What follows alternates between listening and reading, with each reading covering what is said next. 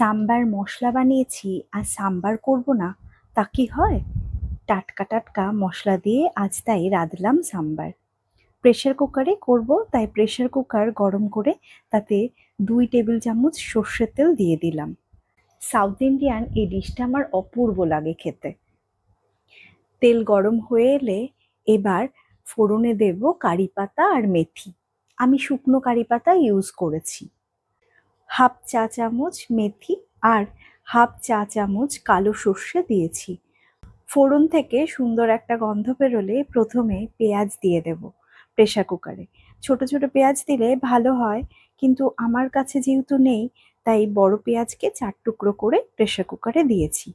সাম্বার রান্নায় এমন নয় যে নির্দিষ্ট কিছু সবজিই প্রয়োজন। তোমার হাতের কাছে যা সবজি থাকবে তাই দিয়েই তুমি সাম্বারটা রান্না করতে পারো। পেঁয়াজের মধ্যে একটু জল থাকায় তাই তেল ছিটকাচ্ছে। এরপর সবজিগুলো একে একে অ্যাড করেছি। আমি ঝিঙের টুকরো টুকরো করে কেটে নিয়ে পেঁয়াজের পর ঝিঙের টুকরোগুলো দিয়ে দিলাম। গাজরের টুকরোগুলো দিলাম। এরপর দিলাম টুকরো করে কেটে রাখা পেঁপে, টুকরো করা পটল, কিছুটা চিচিঙ্গে টুকরো করাও দিয়ে দিলাম। টমেটোও দিয়েছি। সাম্বার রান্নায় স্বাদটা একটু টকটক হয় বলে টমেটোটা দিলে টেস্টটা খুব সুন্দর হয়। এবার ভালো করে সমস্ত সবজিগুলো খুন্তি দিয়ে মিশিয়ে নিয়ে ভাজতে হবে।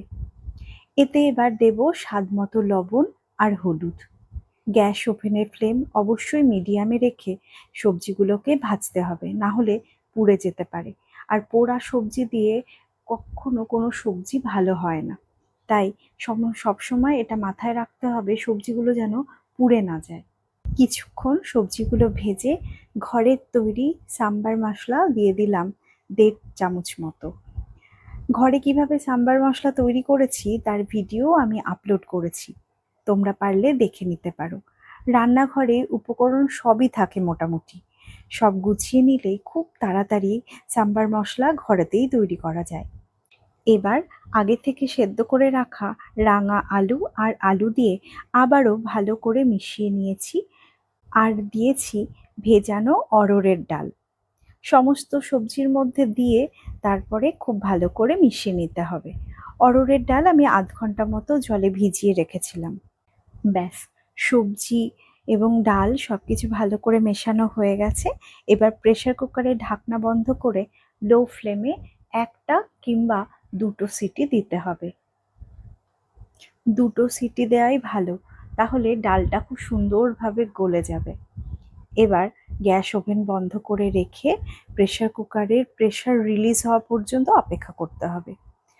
এরপর ঢাকনাটা খুলে তেঁতুলের একটা কাত তৈরি করে রেখেছিলাম, সেটা মিশিয়ে দেব। তারপর আবারও কিছুক্ষণ, মানে 5-7 মিনিট মতো বন্ধ করে রাখবো কুকারের ঢাকনা। এরপর ঢাকনা খুলে আরও একটু সাম্বার মশলা মিশিয়ে নিলেই রেডি দক্ষিণ ভারতের ফেমাস এই ডিশটা। তোমরা হয়তো খেয়াল করলে আমি কিন্তু রান্নাতে, মানে ফোড়নে এবং সমস্ত রান্নাটাতে কোনো লঙ্কা ব্যবহার করিনি। সাম্বার মশলার মধ্যে যে লঙ্কাটুকু আছে তা দিয়েই এই রান্নাটা হয়ে যায়। আলাদা করে লঙ্কা অ্যাড করার কোনো প্রয়োজন নেই, কারণ রান্নাটা একটু টকটক হবে। ঝাল ঝাল, মানে কড়া ঝাল এই রান্নায় হয় না।